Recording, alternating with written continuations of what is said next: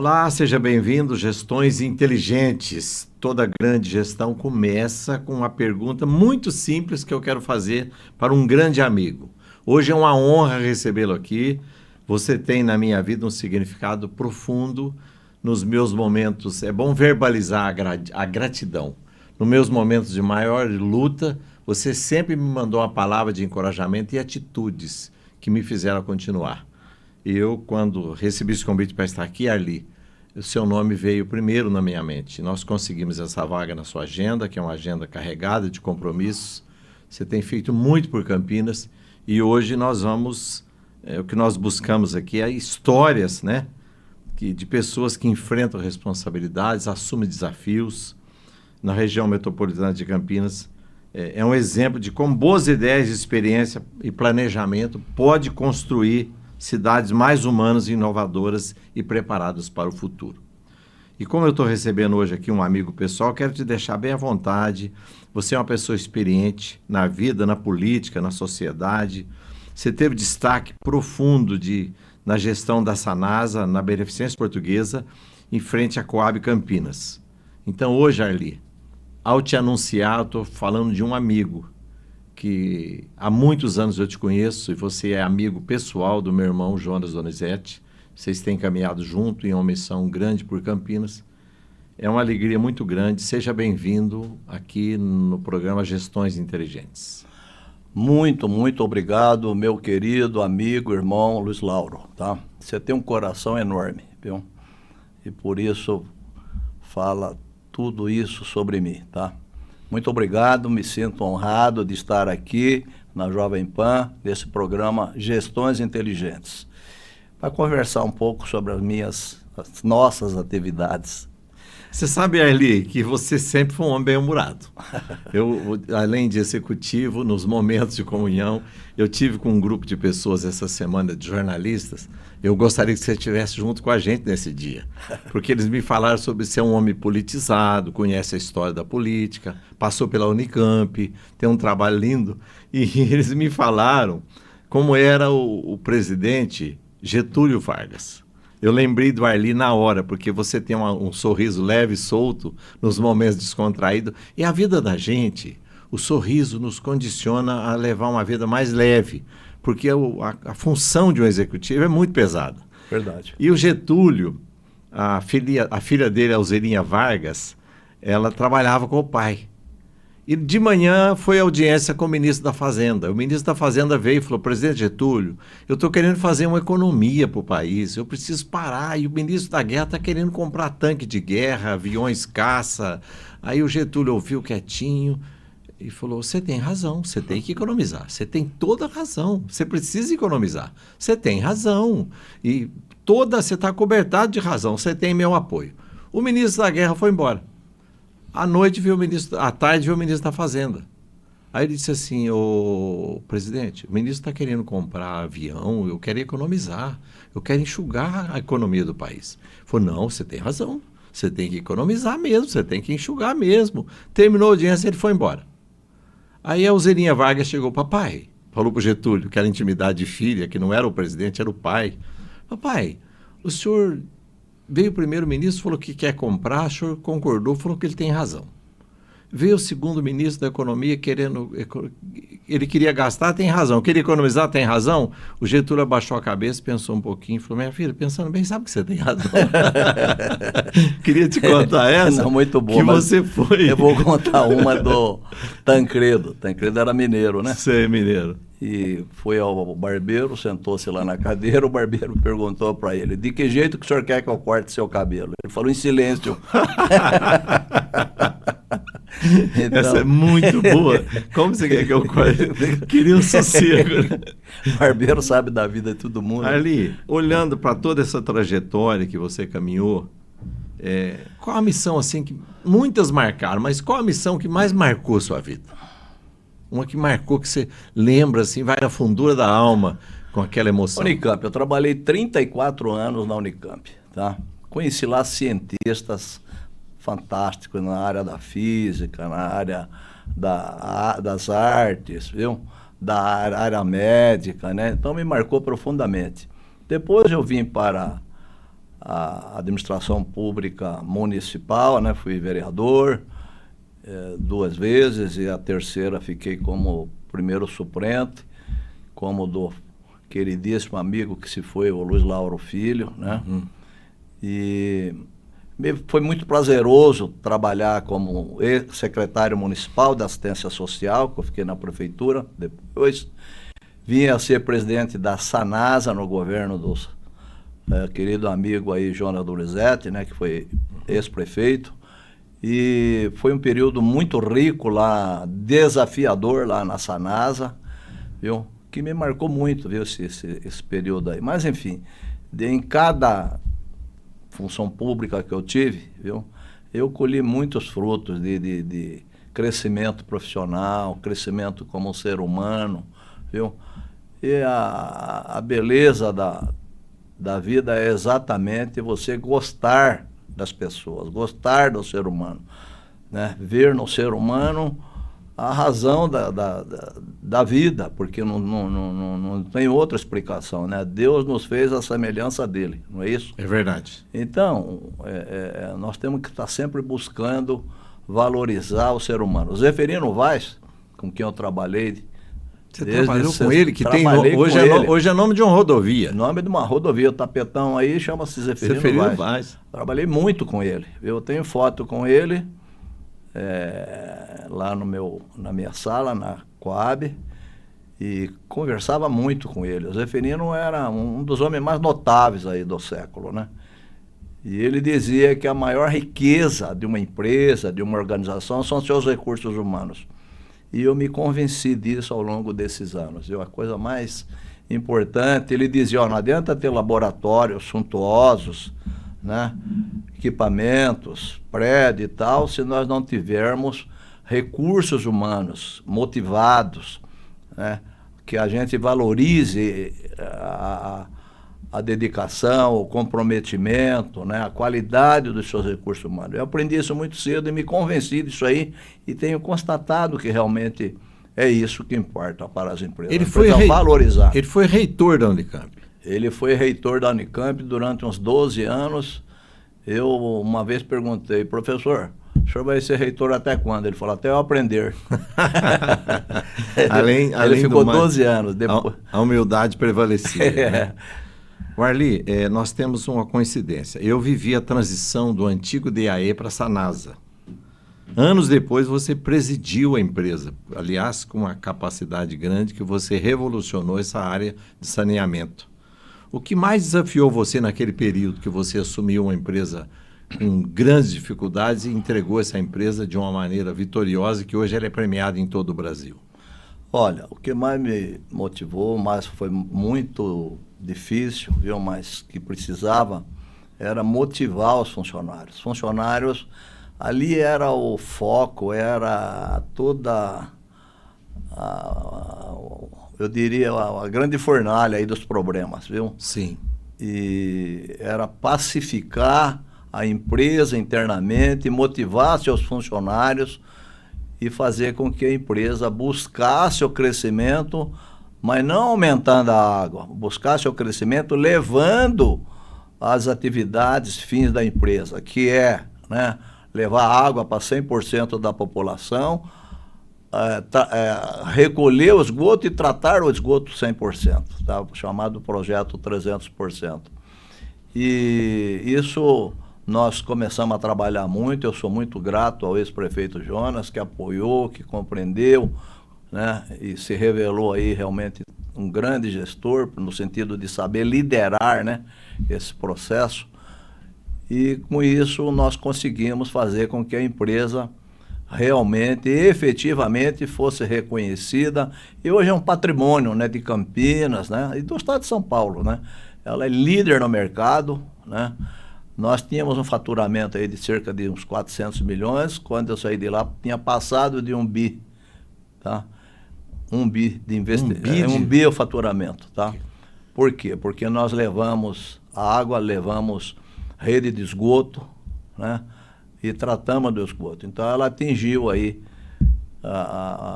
quase que 100% aí em todas essas áreas. E isso tornou a empresa muito conhecida, né? Nós tivemos em Nova York, lá como secretário-geral da ONU, ela foi premiada lá, foi uma coisa maravilhosa, aí, uma coisa de grande repercussão.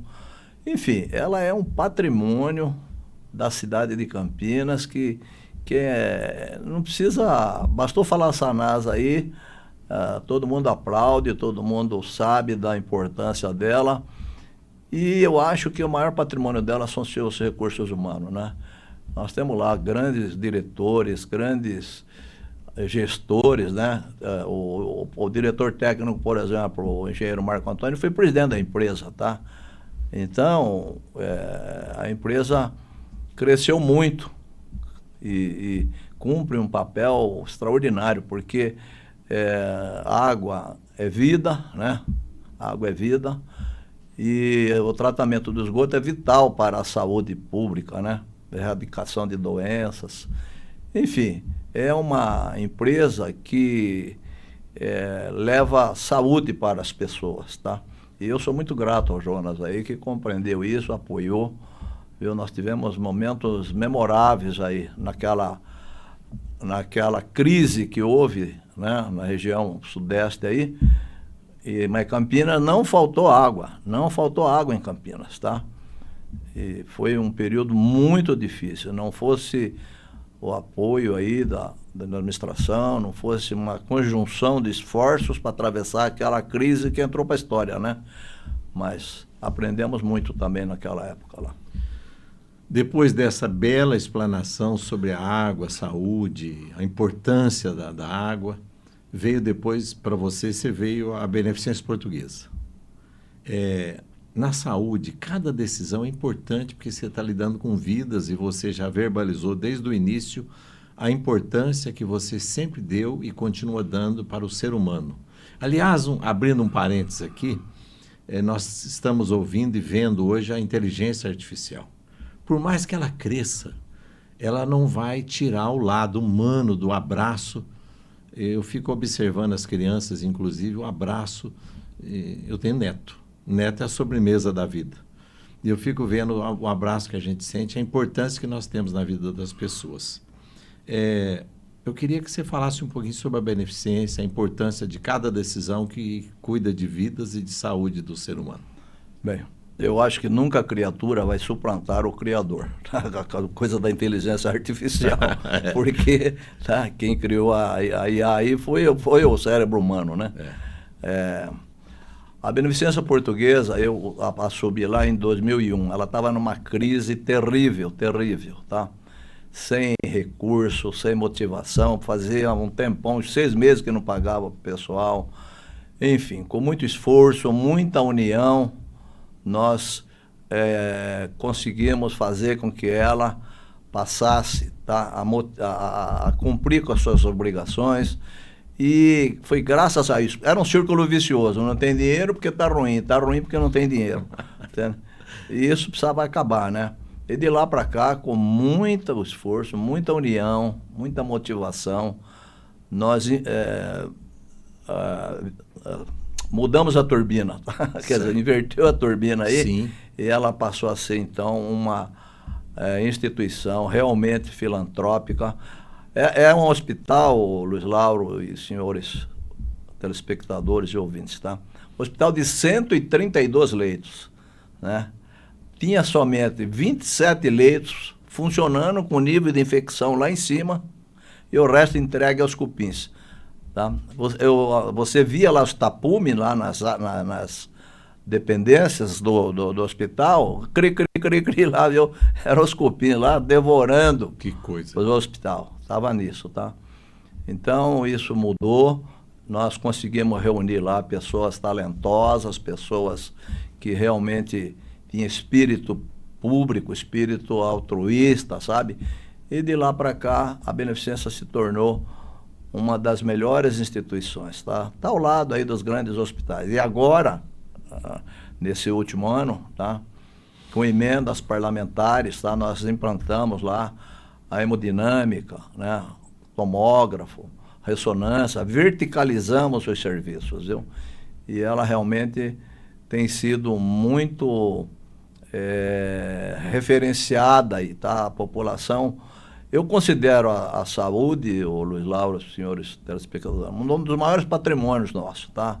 Eu costumo dizer, cuide da sua saúde, que é o nosso maior bem, nosso maior patrimônio, tá?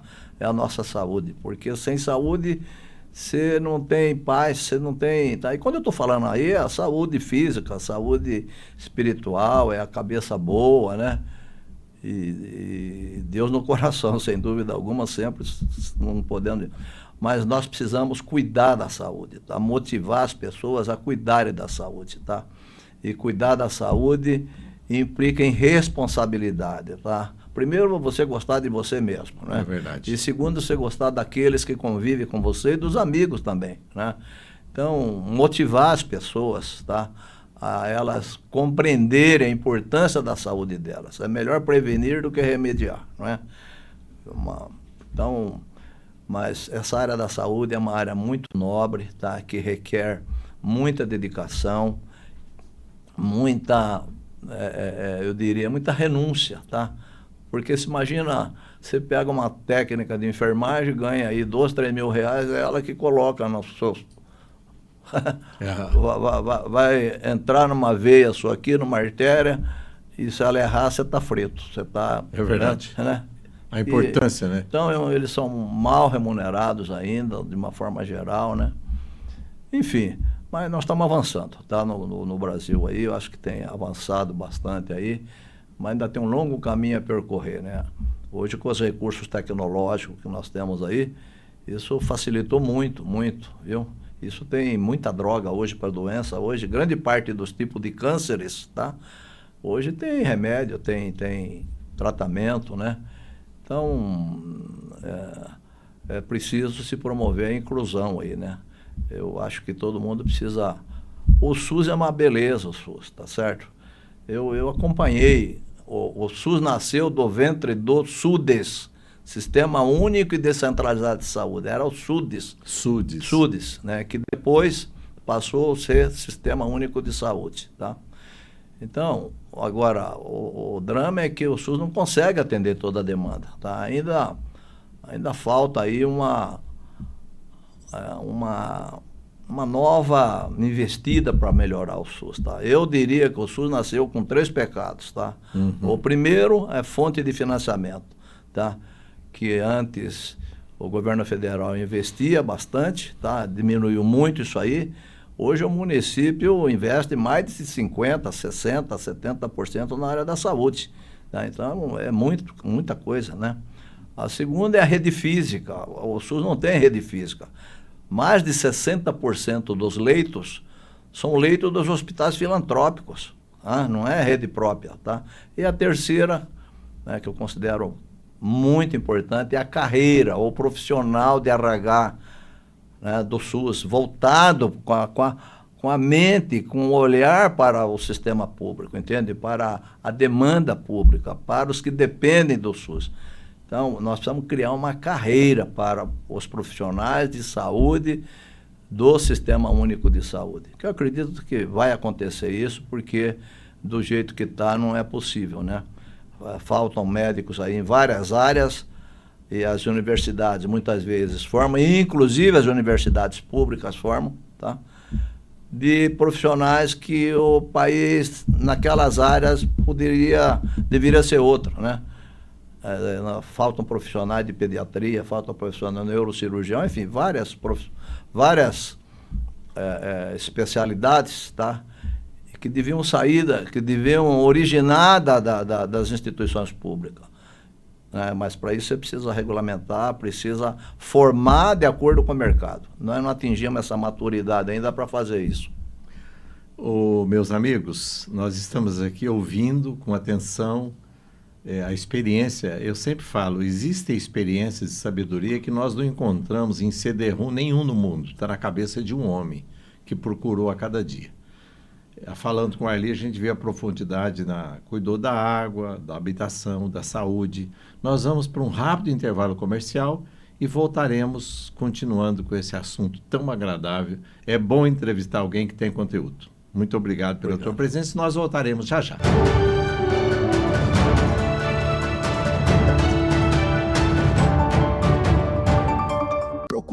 ótima escola para te ajudar a garantir o seu sucesso na carreira? Vem para FM2S. Estude quando e onde quiser. Cursos técnicos, MBAs práticos e feitos para o mundo real. FM2S. Democratizando a educação de qualidade. Sua cidade já possui câmeras, mas elas estão gerando inteligência? O Guardião.ai transforma imagens em decisões. Com inteligência artificial, gera alarmes em tempo real, identificando placas, reconhecimento facial, invasões, atos de violência, vandalismo, descarte irregular e comportamentos suspeitos.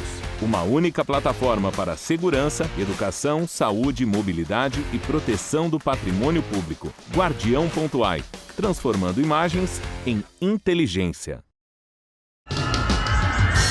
Bombilha Hopi Hari.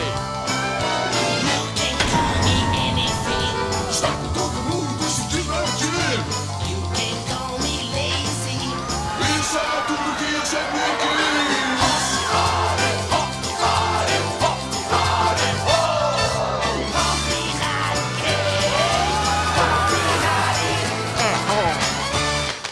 Descubra Hopi Hari.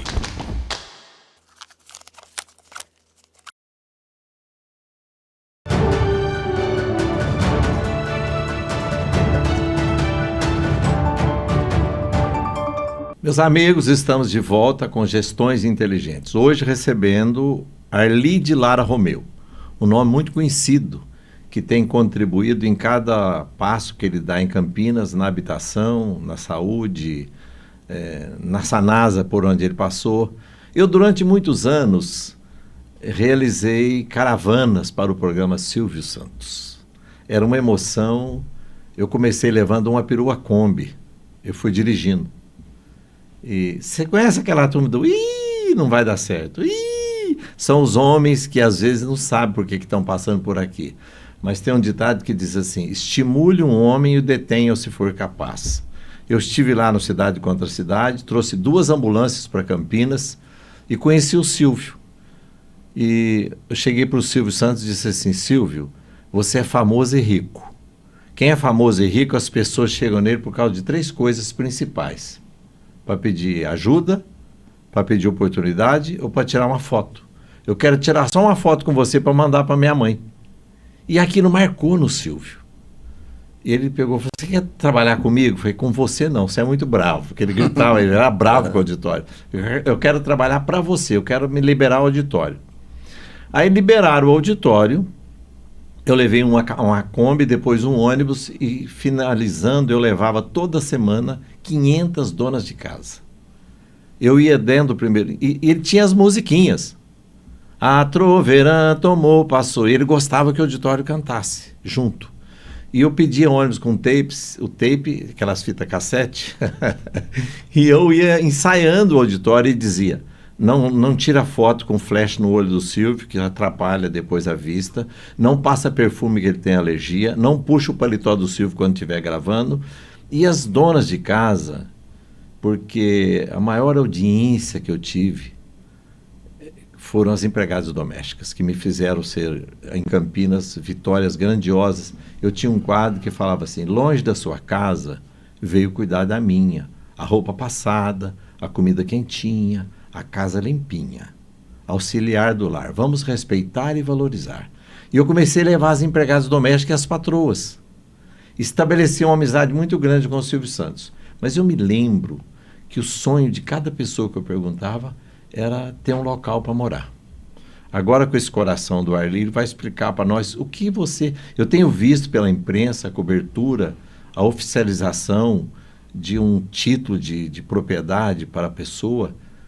Como que você se sente ajudando e direcionando para realizar a vida de tanta gente na área da habitação? Habitação é uma área muito especial, tá? Porque as pessoas sonham com a sua casa própria, tá? E quando a gente entrega uma escritura para essas famílias que estão esperando por isso há 20, 30, 40, 50 anos, tá? Aquilo, a alegria delas é contagiante, é uma coisa impressionante, viu? E isso uma vez entregue a escritura para essas famílias, nós já entregamos quase 23 mil escrituras. 23 mil. E, portanto, como você considerando aí 3, 4 pessoas, né, nós já fizemos uma felicidade aí de 90 mil pessoas aí, né? Mas o que acontece? Quando você entrega essa escritura, Luiz Lauro, no dia seguinte elas começam a melhorar a propriedade. Por quê? Porque ela vai dormir tranquila. Tá? Ninguém vai tirá-las daquele imóvel. Então isso motiva essas famílias, né, a melhorar aquele imóvel. Tá? Então ele vai lá, coloca azulejo, põe um mura, coloca um jardim. Tá? Reboca a casa, pinta, a cidade fica mais bonita. Aquilo é dele, ninguém vai tirar ele de lá. Tá? Então isso tem sido um processo muito virtuoso, muito rico com a habitação. Né? O nosso vice-prefeito, o Vandão, ele é um apaixonado pela regulação fundiária. Tá? E na gestão quem começou isso, um trabalho pioneiro aí, foi o Jonas, viu? Sim. Quer dizer, quem abriu o caminho para a regularização fundiária foi o Jonas, tá? Uhum. Que começou isso, né? E acho que uns 9 mil foi na gestão dele. Depois, com o Dário falou, vamos pisar no acelerador, vamos aumentar isso, e deu todo apoio.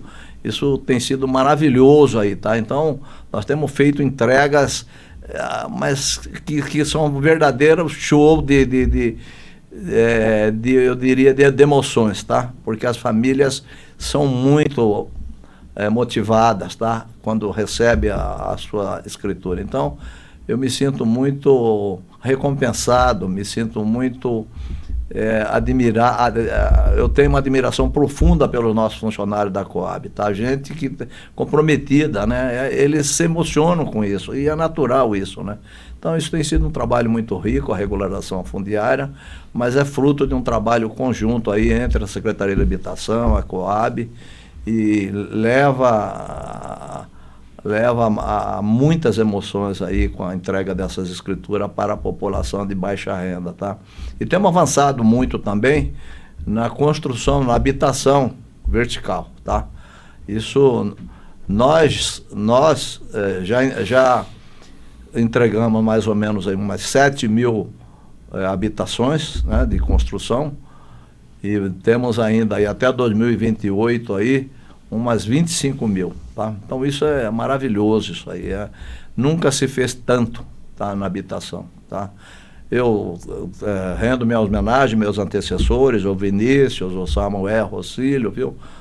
Mas o fato é que nós aumentamos bastante aí na administração do Jonas e do Dário aí, tá? Então, eu considero isso uma das áreas mais humanas, entende? Uma das áreas mais importantes da administração, tá? Porque sem habitação não tem saúde, doutor. Ela demanda uma série de coisas, entende? E tem sido esse processo muito rico, muito motivador, né, para a melhoria da qualidade de vida dessa população. Nós estamos ouvindo com atenção os ensinamentos, eu poderia dizer assim, do Arli de Lara Romeu, que descreveu sobre a Sanasa, a qualidade da água, a premiação, saúde da Beneficência Portuguesa, que ele tem feito um trabalho. Quantos anos tem a Beneficência, Arli? 153 anos. 153 anos. E agora falou sobre habitação. A habitação é algo que dizem que quem casa quer casa, né? É maravilhoso ver quantas mil pessoas já receberam esse benefício e a segurança de um lar. E hoje nós estamos aqui falando com a Arli. Nós vamos agora para um rápido intervalo comercial. Fique com a gente. Eu volto já para continuar Gestões Inteligentes.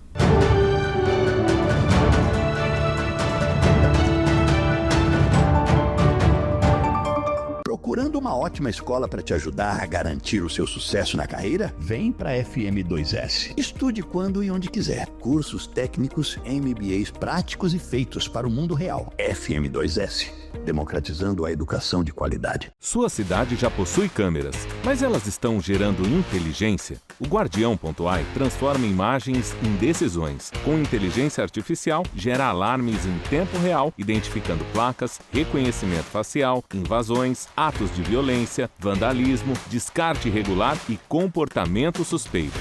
Uma única plataforma para segurança, educação, saúde, mobilidade e proteção do patrimônio público. Guardião.ai, transformando imagens em inteligência.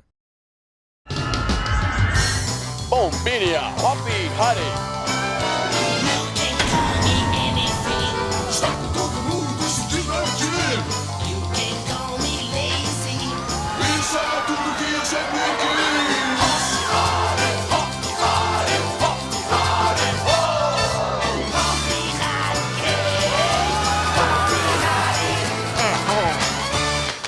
Descubra Hopi Hari.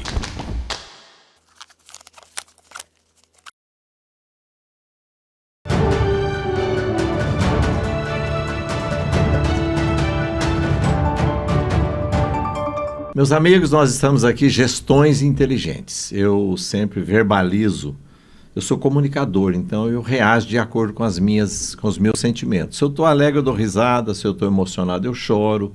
Eu procuro, até com orientação de um grande amigo meu, um psicólogo famoso, que o importante é você reagir com honestidade e sinceridade com os seus sentimentos.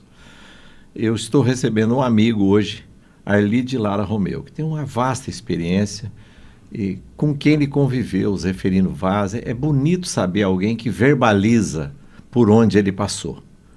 Ele tem história para contar. E isso me faz muito feliz de estar aqui entrevistando. Agora nós vamos para um ping-pong. Eu vou perguntar para você, aquele ping-pong, né? Uma resposta assim rápida, para a gente comunicar com as pessoas que estão nos assistindo em vários canais de televisão, no YouTube.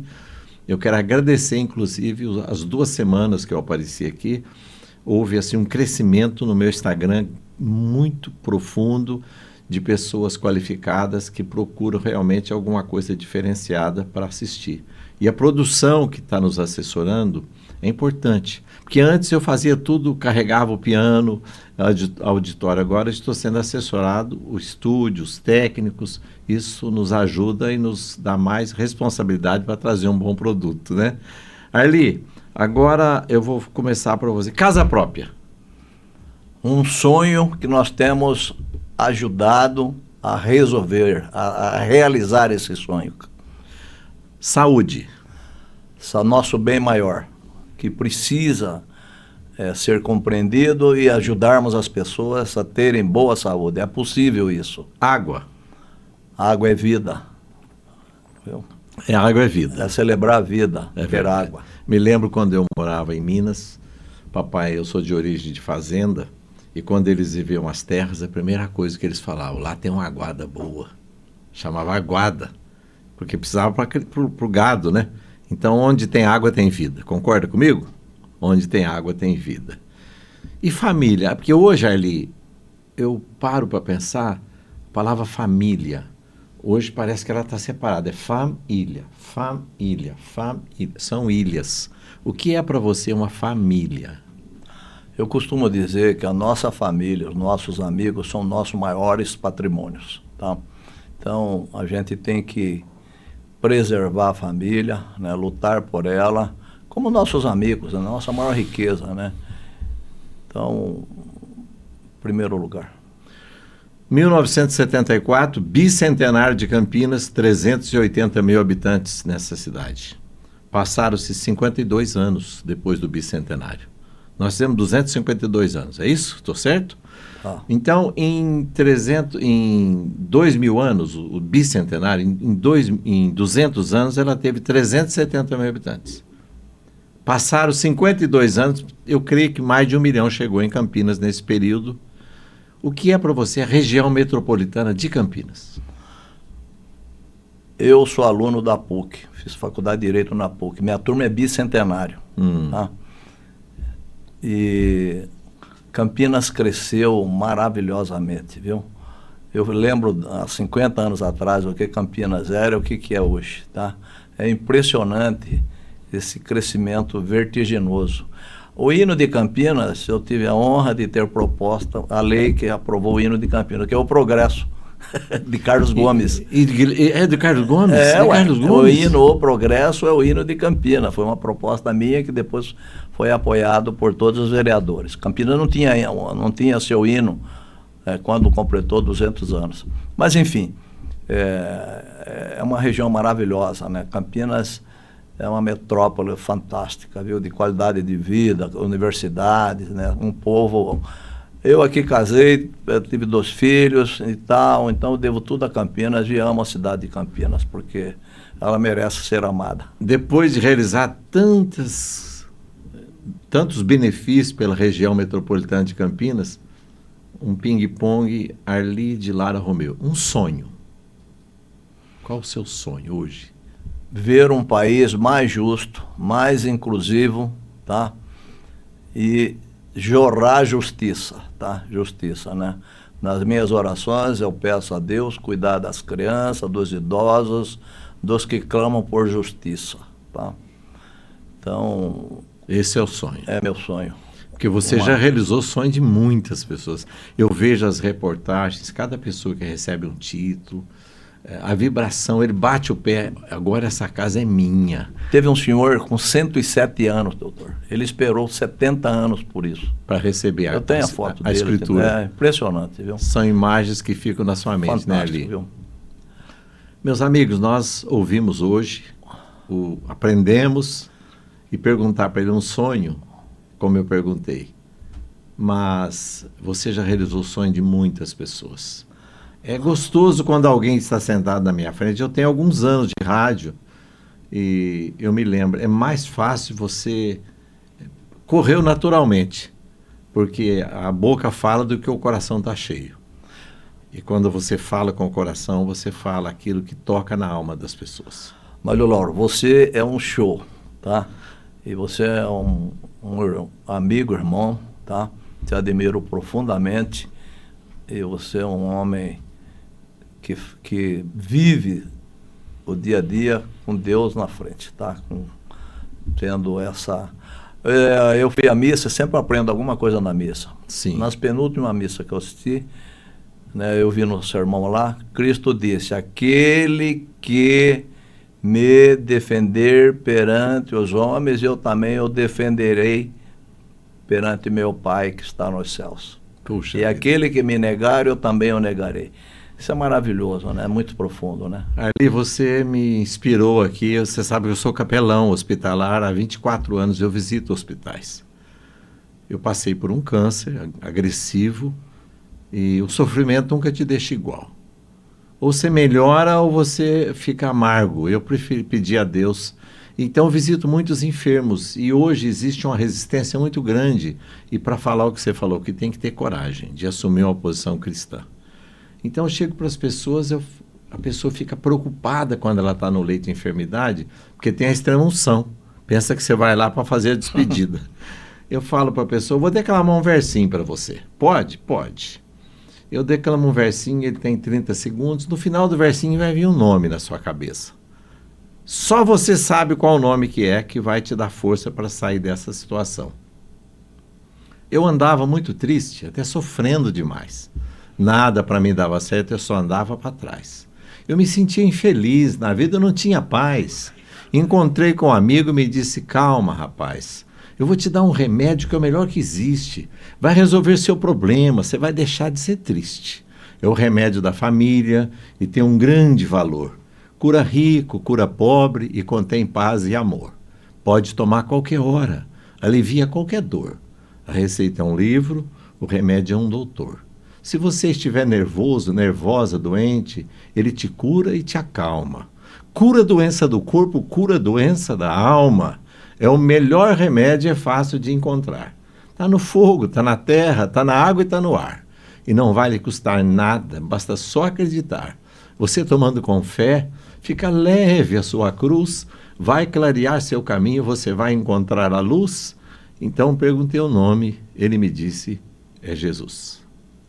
Com essas palavras, nós encerramos aqui Gestões Inteligentes. Muito obrigado quem ficou conosco até agora. Hoje nós ouvimos a Arli de Lara Romeu e estaremos juntos em outras oportunidades que foi enriquecedor estar do teu lado. Muito obrigado e até a próxima.